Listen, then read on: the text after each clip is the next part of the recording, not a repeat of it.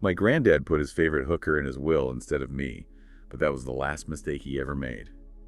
I grew up in a pretty normal small townhouse with pretty normal boring parents and a granddad who clearly could not stand me at all. He lived 10 minutes away from us, so most weekends we would end up at his place, and every time we walked through that door I could feel his mood drop as soon as he saw my face. He would greet my siblings first with his fake warm voice, ask them about school and sports, then look at me and grunt as if I was some stray dog that kept slipping through the gate.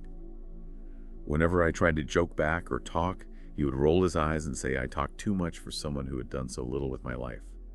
I was 12. Everyone else just kind of laughed it off like it was harmless granddad banter. My mom would give me this tiny look that was supposed to mean ignore him, but she never actually said anything out loud, and my dad usually just changed the subject because he hated conflict more than he cared about my feelings. After a while, I stopped waiting for anyone to step in, and I just went quiet during visits, sat on the edge of the couch, scrolled my phone, and tried to act like I did not care, even though it still annoyed me every single time. When I hit my late teens, something flipped in my head, and I decided I was done letting an old man treat me like a punching bag just because everyone said that was just how he was. The first real argument started when he called me useless for dropping a class at college, and I asked him why he cared so much when he barely finished school himself and spent most of his life yelling at people in hardware stores. The room went silent for a second.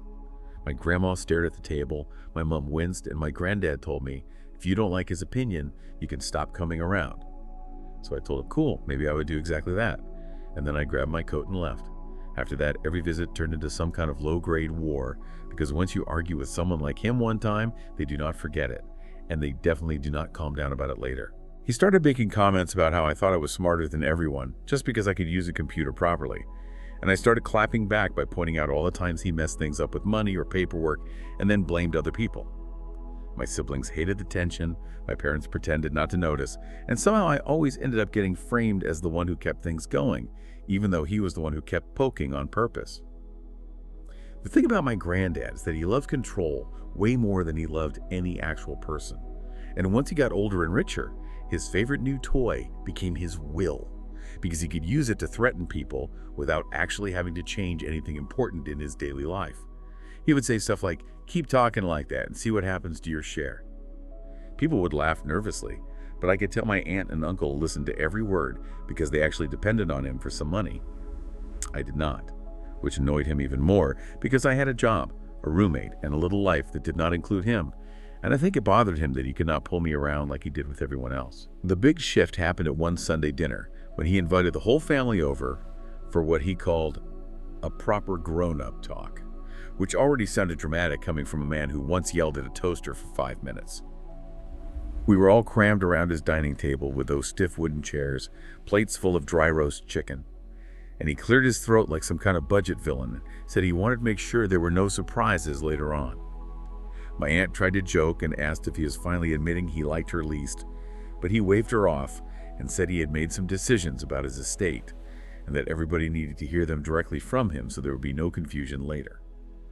He paused like he wanted a dramatic effect, and everyone stared at him, waiting for whatever stunt he was about to pull, because at that point, we all knew he lived for attention, like a kid who never got enough of it growing up. Then he said it, calm as anything, that he removed me from the will completely and gave my share to someone named Crystal, and he said her name like it meant something to all of us when it clearly didn't. My aunt frowned and asked who that was, and my granddad smiled in a way that made my stomach feel weird, because it's the kind of smile people use when they enjoy hurting someone. He said she was someone who appreciated him and gave him respect and company without expecting anything in return. Nobody reacted at first, but then my uncle just said, "Wait, is that the hooker from the club near the ring road?" And it felt like someone dropped a plate because the room went silent for a few seconds. Granddad didn't even deny it. He just shrugged and said, "At least she listens and doesn't act like she's better than everyone." And then he looked right at me as if he needed to underline who he meant. I laughed because it was either laugh or sit there looking stupid, and I said, "At least she's finally getting paid fairly for putting up with you." A few people at the table tried not to laugh, but my granddad didn't think it was funny at all. He pointed at me and said, "You keep running your mouth. That's why you don't get anything from me, not now, not ever."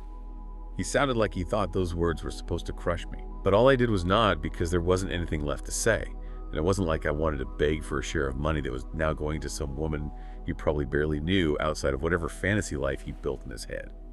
Dinner carried on, but nobody ate much, and nobody talked about the will or the hooker or what any of this meant, because my family loved pretending everything was normal, even when it clearly wasn't. When we finally left, I didn't say goodbye to him, and he didn't say goodbye to me, and honestly, that felt like the most natural ending to that night. The car ride home was quiet, and the music playing sounded like it was coming from another world, because none of us knew what to do with what he said. When we pulled into our driveway and everyone started getting out, my mom finally spoke and said, "Don't let it get to you," because he's always liked causing trouble and getting reactions out of people. My dad added that it didn't matter because I was doing fine without his money, and I didn't need anything from him anyway, which sounded like he was trying to make me feel proud, but mostly it just made me feel weird. I nodded and told him I was fine, because saying anything else would have turned into another long conversation about family loyalty and respect, and I didn't have the energy. Later that night, I sat in the dark in my room and kept replaying everything he said and how nobody defended me or even questioned if it was fair. At first it hurt, but then it turned into something sharper and cleaner inside my head. I didn't want the money because I needed it. I wanted it because he didn't want me to have it, and because everyone was so ready to act like I didn't matter in that moment, when he made it clear I wasn't part of the plan. At around 3 in the morning, I realized something that made the whole situation feel different. Wills weren't magic or final until someone actually died, and even then, sometimes they got changed or challenged. Once I understood that, the anger I felt turned into something calmer and more focused, and I decided if he wanted to play petty games, then I could play too, and I could do it better. Because he thought everyone around him was stupid except him. So I made a plan, not rushed or emotional, just steady and patient. Because if I was going to do something about this, I wanted to make sure when it finally happened, there was no way for him or anyone else to undo it or even guess how it happened in the first place. The week after that dinner, I couldn't stop thinking about what he said and the way everyone just sat there pretending it wasn't insane.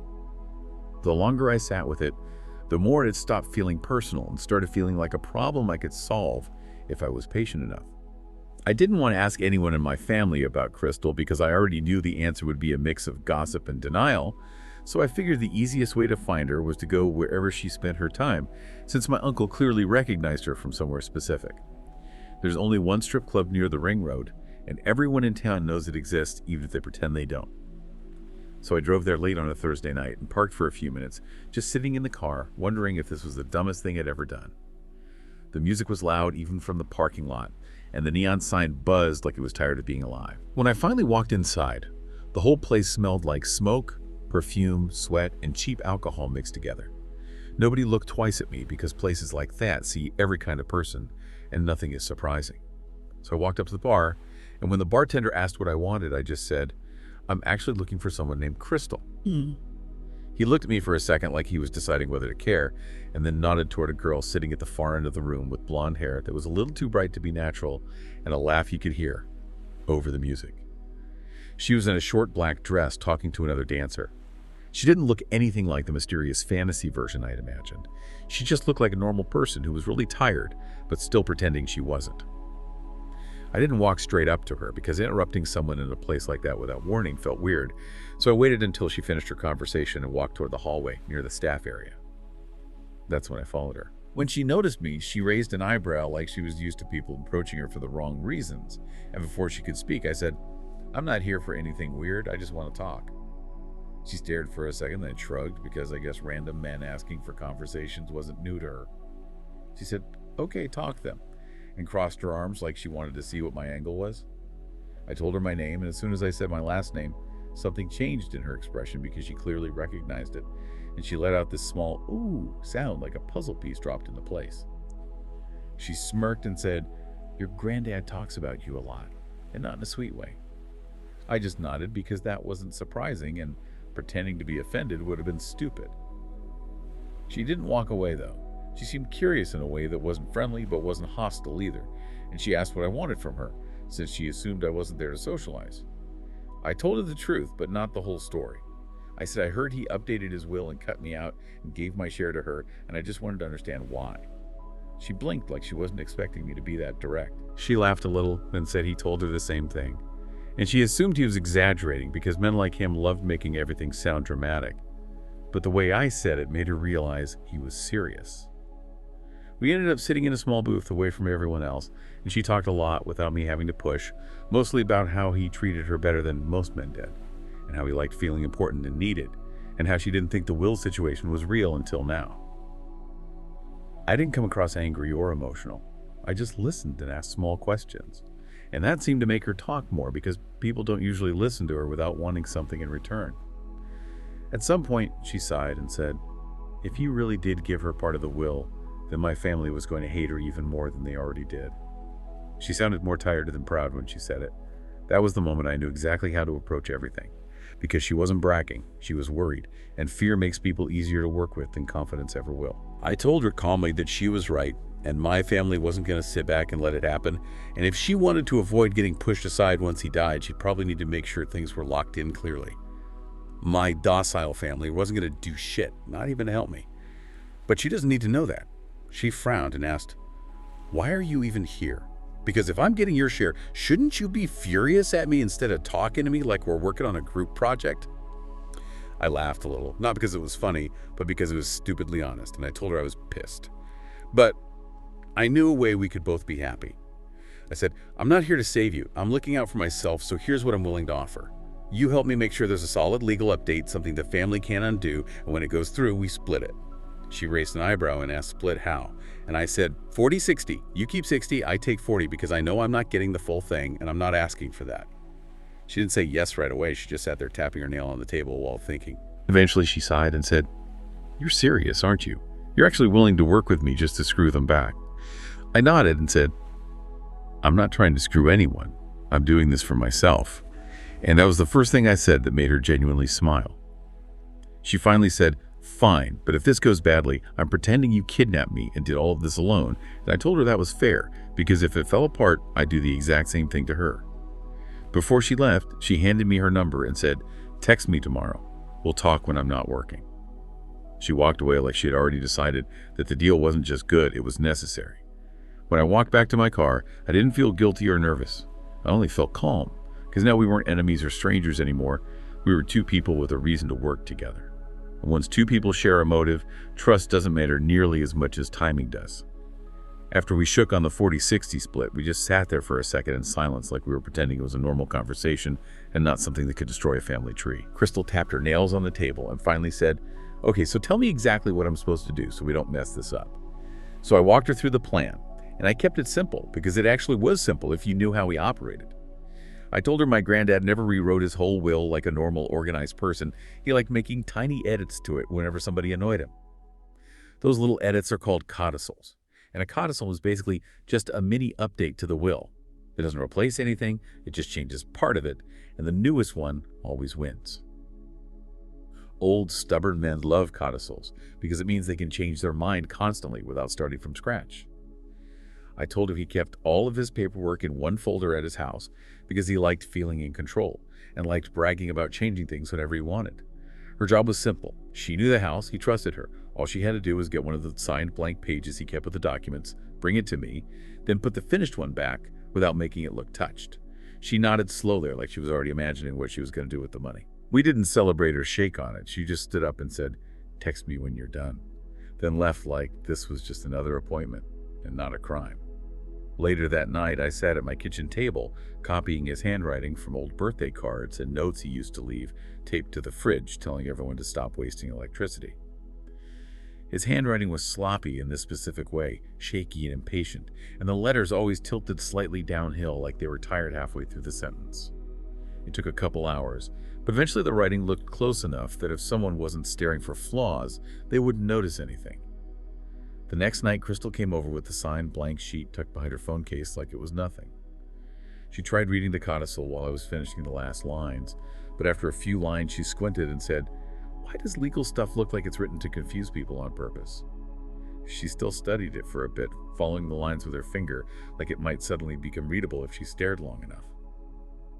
When she saw her name halfway down the page, she smiled like that alone confirmed she was protected, even if she didn't understand the rest. She didn't ask what the whole thing meant, and I didn't explain it because she already believed the deal, and seeing her name was enough for her.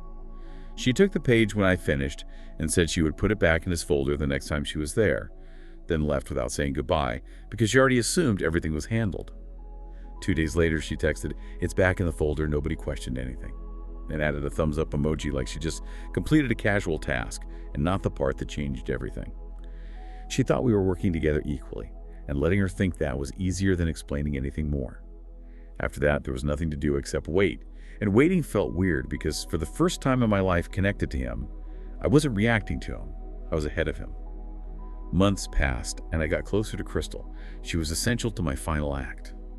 I told her I loved her, and that after my granddad passed, we were going to leave the country together. No more shaking ass for dollar bills, she would always joke, and I would chuckle dryly. Eventually his health dropped fast, and hospice came up in family messages like weather alerts nobody wanted to explain. Crystal called instead and said he'd been asking about me in that annoyed voice he always used, like my existence was a personal inconvenience. She asked if I wanted to see him before he died, and I said yes, because leaving it unfinished didn't feel right.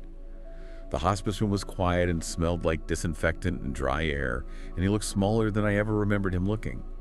He smiled when he saw Crystal walk in, then saw me behind her, and lost the expression instantly, like someone flipped a switch. He tried to speak, but it just came out weak, so I stepped closer and said, "Relax. You don't have to say anything. Everything's already handled." Crystal slipped her arm around me and leaned her head on me like it was natural, and the way his face changed made the whole thing worth it. She kissed me then, slow and intentional, not romantic, just enough to make sure he understood what he missed. He let out a sound that was a mix of anger and shock. I smiled at him and showed him the photo I took on my phone of the updated page. There wasn't anything he could do about it. Speaking was an issue. He could barely even breathe, but I could see that he wanted to wring my neck, which made it so worthwhile for me. We didn't stay long because there was nothing left for either of us in that room. 3 days later, my mom texted, "He passed," with nothing else added because our family liked information without emotions. The will reading was set for the next week at his house, and I didn't go because I already knew exactly what the lawyer was going to say. About 20 minutes after the meeting started, my phone lit up non-stop with messages from family members who suddenly cared enough to contact me. The messages were short and angry like broken sentences. "What did you do? Explain this. Call me now." Crystal's message wasn't angry, just confused, and it said, "You said 40-60. I thought you were different. I thought you were the one." I stared at it long enough to finish my drink before typing back, "You should have read it properly," and then I blocked her before she replied. The truth is, I hated her. I hated them all. Crystal for coming into our family and trying to take what was rightfully mine. My family for not sticking up for me throughout all those years of abuse from my granddad. Then my granddad. I hated him most of all. I wasn't proud of what I did. I just screwed over the only family I'd ever known, but I didn't feel guilty either. They had it coming. So I guess you could say I was justified. People like to say revenge doesn't fix anything, but maybe those people never made millions from it. I told my partner of 10 years to cut off his mom or I will leave him. I met my partner Derek when we were both broke and basically winging life together at this weird government work program in an op shop where we sorted through random donated clothes and tried not to get yelled at by old volunteers who took it way too seriously. I honestly do not remember the first moment we met because that whole year is just a blur of fluorescent lights and musty donated jackets, but he swears he remembers it clearly and says he saw me walk in and thought something dramatic about there being a whole lot of women standing in front of him like he had just unlocked a boss level in some game. For context, I'm Indonesian and Hawaiian with a big loud family that talks every single day about everything, while he is this quiet white guy who grew up with a very small family and a mom who he always described like her feet never touched the floor. He told me early on that his dad left when he was young and that the stepdad who raised him later also left with his sister. And he always kind of joked that he just had classic daddy issues, but over time it started feeling less like an awkward joke and more like a cover story that hid how his mom had pushed everyone away until it was only him left holding her emotional baggage for free. When he first said I should finally meet his mom, I was nervous, but also curious, because he painted this picture of her as this misunderstood soft person who just had a hard life, and I wanted to believe that if she raised someone as kind and patient as him, then she could not be that bad in real life. We went to her house, and within the first hour, she literally cornered me in the kitchen while he was in the bathroom, looked me dead in the eyes like she was trying to scan my soul, and told me that Derek was her soulmate and no one would ever understand her like he did, and that nobody would ever understand him like she did either. I laughed because I thought it was some weird joke, said something basic that sounded sweet and intense, but she did not laugh back or soften at all. She just stared at me like I had spilled wine on her carpet, and she was deciding whether to kick me out or not, and my stomach started feeling weird because I could tell she did not like me, even though she barely knew my name. From that first visit, I noticed that when Derek was around her, he shifted into this different version of himself that I did not recognize, because normally he is gentle and goofy and very affectionate with me. But with her, he suddenly turned into this mean gossip partner who ignored me while they both judged everyone in her life like it was their shared hobby. They would sit together on the couch and talk about her coworkers' outfits or some neighbor's body or the stepdad like they were characters in a show. And when I tried to join the conversation and add something, she would literally turn her body away from me very slowly and keep talking straight over me like I was a chair instead of a person. The first time she did that, I told myself maybe she was just socially awkward and picking her words carefully. But then it kept happening every time we saw her, and I started noticing the way she looked at me up and down like she was checking for dirt on my clothes, even when I was just sitting there minding my business and trying to be polite. I also could not shake this feeling that she had a problem with how I looked and where I come from, because she would ask these strange questions about my family, but in a tone that sounded less curious and more like she was trying to catch me out, and she never really reacted when I talked about my big family or how close we all are with each other. One day, early in the relationship, we were in line at a grocery store together, just the three of us, and this older man with a full trolley looked back at us holding two little items and told us kindly that we could go ahead because he did not mind waiting, and we all thanked him and paid and walked out like normal, polite people.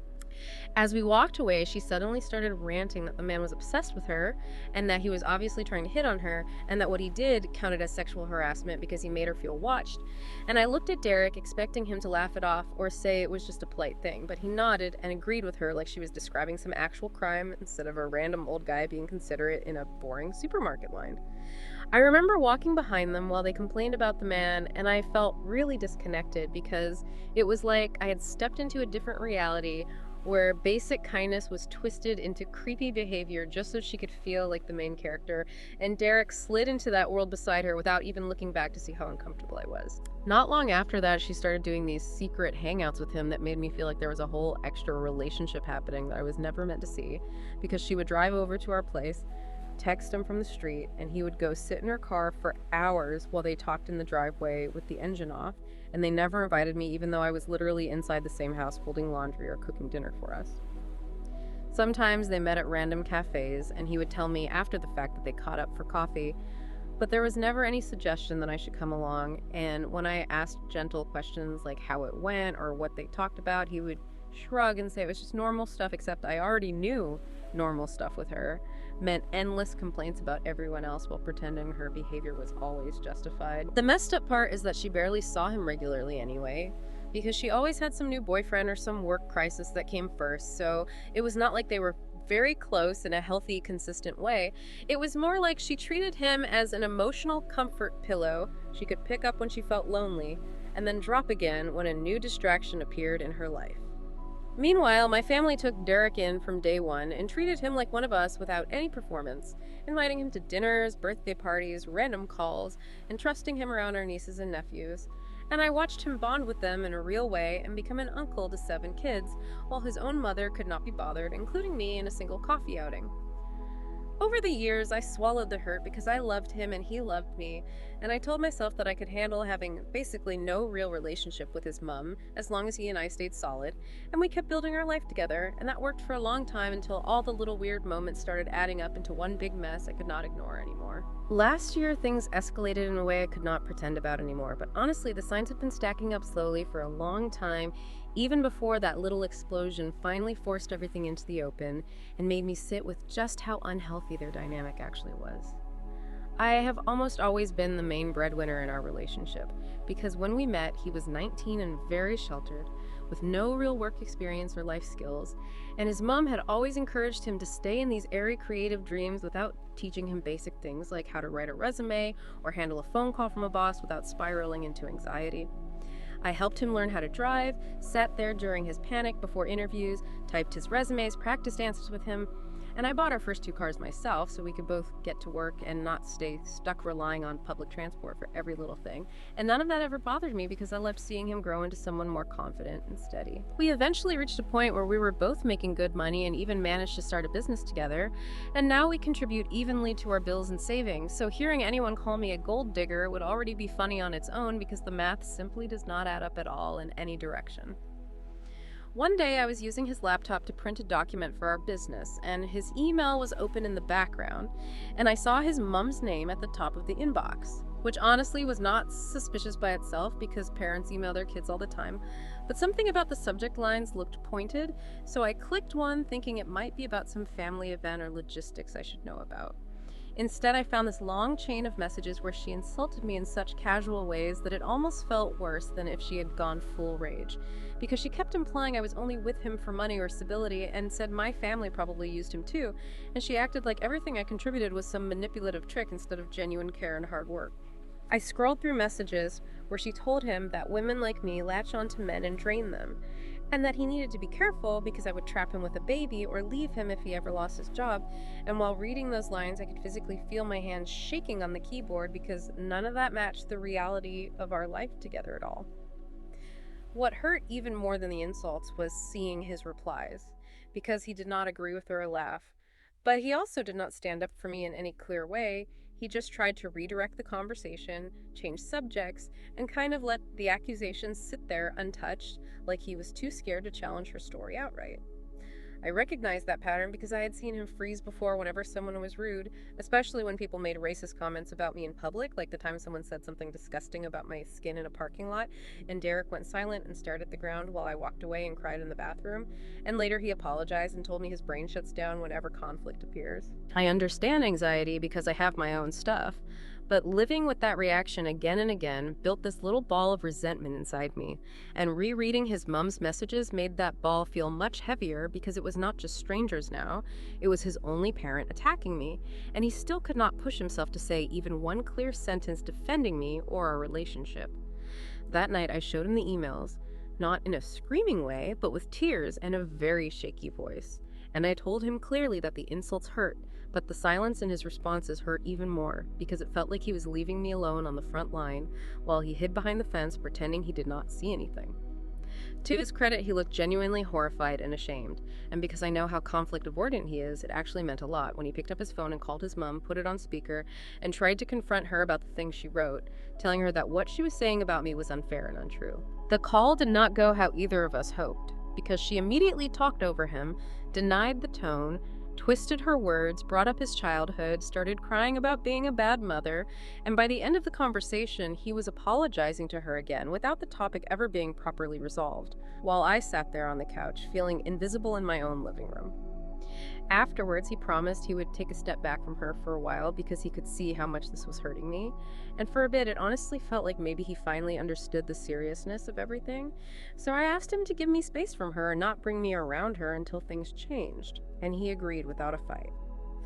Months passed and we focused on our business and our home, and I tried to stop thinking about her because my stress levels were already through the roof.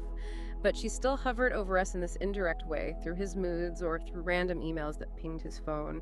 And even though he talked to her less, I never really felt like the situation had been truly fixed or closed. Then the day after Halloween this year, something small, he said, cracked everything open again. And that tiny moment became the point where I finally realized how deep her influence still ran and how much damage it had quietly done to him long before he ever met me or my family. We were standing at the sink doing dishes, just talking about random memories while I tried to wash fake blood from a cheap plastic bowl we used for lollies, when Derek casually mentioned that when his little mister was born, his mom sent him away to live somewhere else for 3 years because she said handling 2 kids was too hard at the time. He told the story like it was a funny childhood trip and said he always thought she did it for his own good because he got cool experiences staying with relatives. And while he spoke, I watched his face and realized he honestly believed that, even though everything about the story sounded heartbreaking and strange to me as in someone who comes from a family that clings together very tightly. He added that when he came back, his mom never let him hold his baby sister and used to tell him that he might kill her if he dropped her. So he grew up scared to touch babies and still feels frozen when kids are handed to him at family events, which finally explained why he always panicked when my nieces tried to jump into his arms even though he clearly loved them. Without thinking it fully through, I said gently that what his mom did sounded really messed up, and that it robbed him of bonding with his sister and left him with long-lasting anxiety around kids. And I pointed out that it was not actually a kind thing, it was neglect dressed up as practicality and fear. The second those words left my mouth, his whole body stiffened in this way I had never seen before, and then he snapped and yelled at me in the kitchen, saying I would never understand his mom and that she did her best, and that I had no right judging her when I did not live her life or know her struggles growing up. That was the first time in 10 years he had ever actually screamed at me, and I just stood there holding a wet plate and staring at him because I felt like the floor under us had shifted, not only because he raised his voice, but because I realized he could be fierce and loud when protecting someone, just not when that someone was me. I walked away to the bedroom and sat on the edge of the bed for a long time, feeling hurt and very small, replaying past moments where people had said ugly things to my face about my race or my body, and he had gone silent, and now here he was yelling at me to protect a woman who had repeatedly disrespected both of us in different ways. That night, I barely slept, and around 3 in the morning, my brain was racing so badly that I sat down with my phone and started typing an email to his mom, which was not my smartest decision. But at that point, I felt like I was drowning in unspoken anger and confusion and needed to say something directly to the person who caused so much of it. The email was long and messy, but surprisingly not actually cruel, because most of it ended up being about how she treated Derek and how little space she left for his feelings. And I told her that constantly using him as a therapist, dismissing his pain, talking to him about her sex life, and making him carry guilt for his dad's walking away was deeply unfair and damaging. I also told her that I noticed she never genuinely asked about my life or our relationship, and that she never acknowledged the ways I helped him grow or supported him financially and emotionally, and I said straight out that I believed their relationship had crossed healthy lines and felt emotionally incestuous, where she treated him like a partner instead of a son whenever it suited her. I did not call her names or insult her looks or anything like that, but I did ask her to take responsibility for the impact of her behavior and consider how it had shaped Derek's anxiety and his fear around conflict in relationships. And when I finally pressed send, my hands were trembling because I knew there was no way to take those words back once they landed in her inbox. The next day, she did not reply to me, but she sent Derek an email telling him I was controlling, dangerous, and trying to cut him off from his family, and she told him he deserved better and should leave me before I ruined his entire life and turned him against everyone who truly loved him. I asked Derek if he was going to stand up for me in the face of that, and he said yes. Then later showed me a long email where he told her she was being unfair and that I was good to him and had done nothing but support him. And at first I felt this small wave of relief because it seemed like he had finally chosen a side clearly for once. However, something about the timing felt strange, and while he was in the shower, I picked up his phone from the bedside table to check an unrelated notification, then opened his email app because the thought was nagging at me, and in the trash folder, I found a different message he had sent her right before the big brave one he had proudly shown me. In that deleted email, he told her he loved her, and that the email he was about to send standing up for me was just pretend to keep me calm, and that he did not mean it and would reach out properly soon. And reading those lines made me feel like my chest had been hollowed out, because it was like seeing him co-sign her version of me as controlling just to avoid her anger. When he came out of the shower, I confronted him with the deleted email pulled up on the screen, and he went pale and started stumbling through explanations about how he did not really think those things and was just trying to keep the peace because he panics when anyone is upset with him. But all I could hear was that he had quietly thrown me under the bus again to stay on his mother's good side. We argued more in that one night than we probably had in our entire relationship, not with screaming back and forth, but with these heavy sentences that felt like they were cracking something between us. And I told him clearly that I could not keep being the punching bag for his mom's insecurity and his avoidance, while my own family loved him openly and treated him like one of their own children. For the first time, I said out loud that I was considering leaving him, not as some dramatic threat, but as an honest possibility, because I wanted a husband who could look at someone acting racist toward me or disrespecting me and say something real in my defense instead of folding into silence and sending secret apology emails behind my back. Over the next week, we slept in separate rooms and barely spoke except about basic logistics, and he kept trying to make small peace offerings like flowers and chocolate, but none of it touched the core issue, because the problem was not whether he loved me, it was whether he was willing to protect me and himself from his mom's behavior instead of always protecting her from any discomfort. 2 days later, I told him I had thought about everything, and that I would only consider trying to rebuild our relationship if three things changed, starting with him calling his mom and telling her directly that their dynamic needed to change because the sneaking around and secret car chats without me were hurting both our relationship and his mental health. The second condition was that he agreed to individual therapy to work.